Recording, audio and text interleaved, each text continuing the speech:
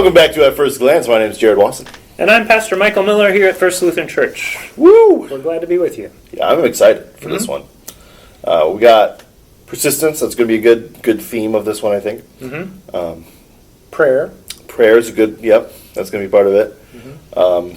Rude judges. I think some of us have had experience with that. That's just me being selfish, though. What else we got? We got some widows. We got a lot of good stuff. A lot of consistent themes here in this story. And faith, once again, Faith plays again. a role. Man, it's like we're reading the gospel or something. It is. Isn't that weird? How it just keeps popping up? Anyway. So today we're going to be going through Luke 18, 1 through 8. Following along at home. Yeah, notice again what sticks out to you, what catches your attention as you hear this, and what is this story all about? Absolutely. And it might even be good. I know it's helpful for me at least to talk through it. So if you find someone that you can talk through, whether that be a spouse or a friend, or you can find us at church on Sunday, you can talk through it with us too. I think it's good to go through these ideas out loud, to really say them and dig into it. Yeah. I know it's helped me. Yeah. I mean, you have perspectives that I don't. Absolutely. Questions come to you that I don't think about. Right. And as we talk through it, it gets richer. It does. All right, let's get into it. Again, if you're following along at home, this is Luke 18, 1 through 8. And he told them a parable to the effect that they ought always to pray and not to lose heart. He said, "In a certain city there was a judge who neither feared God nor respected man. And there was a widow in that city who kept coming to him and saying, 'Give me justice against my adversary.' For a while he refused.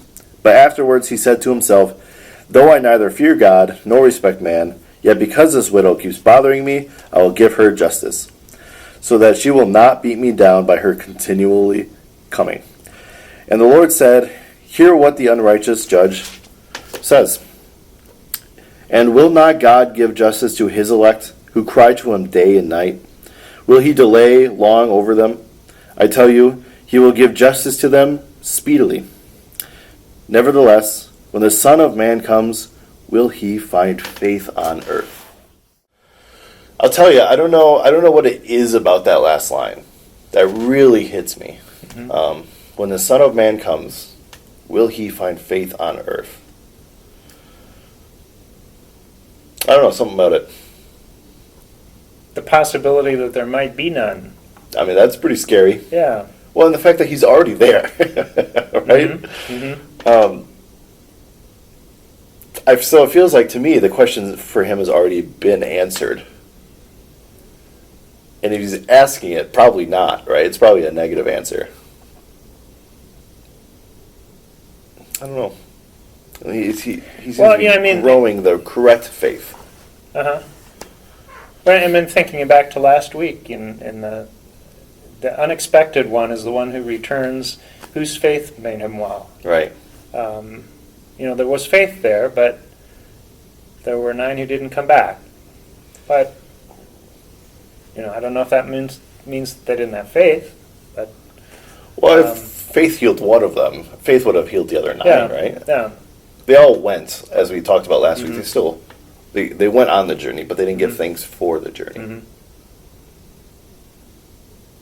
That's a good question to hold and for me to take back to the rest of the story. Is like I have this impression that faith isn't very prevalent. That it's somewhat rare, and when it's the evidence of it is there, that's lifted up. Yeah. Well, I think especially if we're talking about today, I mean, we can look up trends in church attendance and people who identify as certain faiths, and we can see that it's declining, at least in the United States, and it has been for a long time. So I guess that's a question to hold too, is what does faith look like today, and how can we encourage it? But that's just the last sentence. There's a lot more there. Yeah. I know you had some thoughts. Yeah, no, and I mean, and just to continue on for a moment there, that we asked previously, what is faith? Is it coming to worship every week, or Is it trust at some kind of deeper level? How do we practice faith? We talked last time about the lepers being told to go and show themselves to the priests, and they actually went. And Right. so their action of going is an expression of trust. So I think that's just a good question to keep asking, is like, what does faith look like in action? If we're trusting the promise of the gospel, if we're trusting God's presence and the Spirit's action in and among and through us, what does that look like? Right. Yeah. We may think we know that. We need to think a little bit deeper. Right. So I agree. take us to some other part now. All right. What else do we I'll do want to that. look at there? So, we talk a little bit right in the beginning. Luke is saying that he's teaching a parable to the effect that they ought to always pray and not lose heart. Paul says something similar in the epistles. So there's this theme of praying ceaselessly is pretty prevalent. So let's talk a little bit about that. Mm-hmm. What does it mean to continue to pray always, pray ceasingly? What does that mean? Is it constantly just having a conversation with God, folded hands over prayer, just all the time? Well, to ask that within the context of this story, an invitation to pray and not lose heart. Mm-hmm.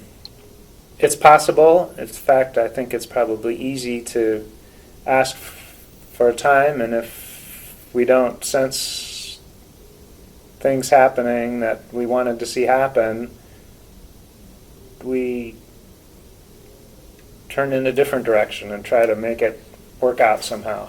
Yeah. The trust to be persistent in that, to keep trusting when you don't see the evidence of what you're hoping for taking shape yet, that's challenging. It is. To stay on a path and know that it's the right path, even though you can't see anything changing right now. Right. I think that's hard. And it's obvious in the need to tell this story that there are people who are experiencing that. Absolutely. I mean, if I reflect on my own life, I've absolutely been in that. And I might be in it right now. But staying on the path is really important. I mean, have you been hiking before? I have been, yes. I've also been hiking. When I was a child, if you ask my mom, she hates the story. When I was a child, I went off the path for a little bit, and I got real lost up in the woods, in the North Woods up there. And that was scary for me and for everyone around me. And I ended up being found, but I mean, it could have turned out differently. And I think that's when we leave the path, that's a very real possibilities that we don't find the path again. But we have with us a map to the trails that can help us get there. So in this case, it's an invitation to keep trusting. Absolutely. And I love that it's this counterexample. Here's somebody, this judge, who doesn't care about anyone or anything except himself. Yes, apparently. very honest. Must have been well known. Doesn't give a rip about God, doesn't care about anyone else. But he's a judge, and this woman keeps coming to him asking for justice. She keeps coming, and finally, I don't want to be bothered anymore. This is irritating. So I'll give her what she wants so that she won't bother me anymore. Right. She wins by persistence. Right. Yeah. Simple persistence. And so for those of us who are coming in prayer persistently to God with something, Jesus says, God isn't like this judge, right? He wants to give you what's good for you. Yeah. As opposed to this judge just doesn't want to do anything. God is an active judge, which can be kind of scary because I don't know about you, but judgment doesn't feel great for me. But when we petition over and over and over again when we petition consistently or persistently. And that's what prayer is, I think, is petitions to God for something, or conversation, even you could say.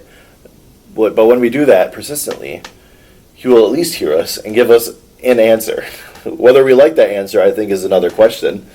But to have an answer is comforting. Because then we can stop asking that one thing and move on to the next one. Yeah, and unlike the judge who doesn't apparently want to Do his job. well, or be in relationship with this woman or with God, Jesus is giving witness all the way through here that God desires to be in relationship with us. Absolutely. And is inviting us to be in relationship with God. Seek first the kingdom of God, and all the things that you need will be given to you as well. Be in that relationship. Seek that above everything else is Jesus' invitation. Right. And in this particular story, it's stay persistent in that. Trust that God is going to engage with you as you stay persistent. Right. I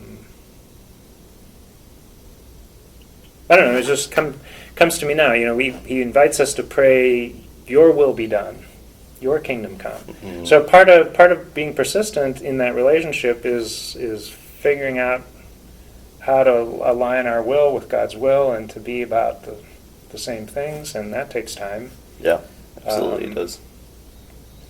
Maybe that's part of the need for persistence, is that We keep wandering off that path a little bit, and we got to connecting keep into that will. Yeah. Yeah, Jesus was really good at walking in a straight line, but we're kind of swerving a little bit. Yeah. Yeah. So stay at it, and I wonder if there's going to be faith when I Gee, I hope so. When I get back, you guys better. Yeah. That's what he's saying there. Yeah. Yeah, I agree. I think it's really interesting how this judge kind of admits that I don't fear God and I don't respect man. You know, we don't need to go into the qualities of what makes a good judge, because that's not it. But when we look at God as judge, I think it's important to remember that he's a merciful judge and a righteous judge, just at the same time. I don't know where I'm going with that. but if we go back a little bit to the what I was saying just a bit ago, I don't find comfort in being judged, because if I were to be judged right now based on my merit, it wouldn't go well for me. But thanks to Jesus, we don't need to worry about that judgment, because he's already taken upon that judgment for us. Am I looking at that the right way?